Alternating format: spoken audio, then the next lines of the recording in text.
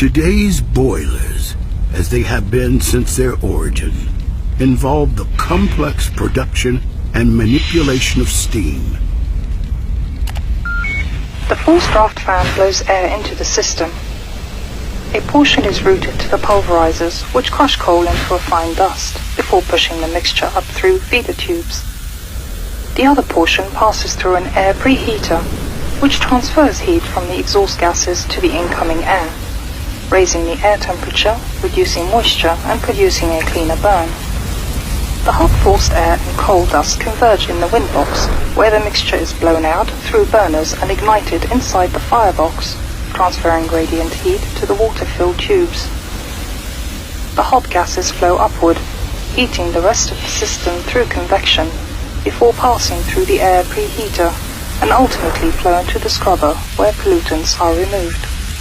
Liquid water is pumped into the system at the economizer. Gradually, it's heated to base temperature before gathering at the steam drum, the system's main distribution hub for circulating water and steam through the boiler. Liquid water flows through large tank comers and into the base of the firebox. A network of 2-inch tubes line the firebox walls, and burners force feed a continuous supply of combustible fuel into the ultra-hot firebox. Eventually, the insides of the firebox burn so hot that its surrounding steel walls would melt if not for the tube-lined walls of liquid water. At the point in the cycle when the liquid water turns to steam, the steam separates and collects at the top of the steam drum. Because this saturated steam still contains small amounts of liquid water that would cause corrosive damage to the turbine, the saturated steam is routed back into the firebox and through superheats to burn off all but the smallest traces of liquid water.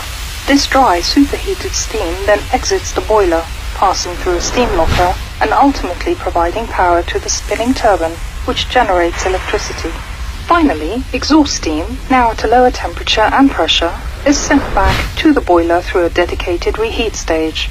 This reusable steam is brought back up to operating temperature before returning to the turbine, providing additional power through a secondary stage.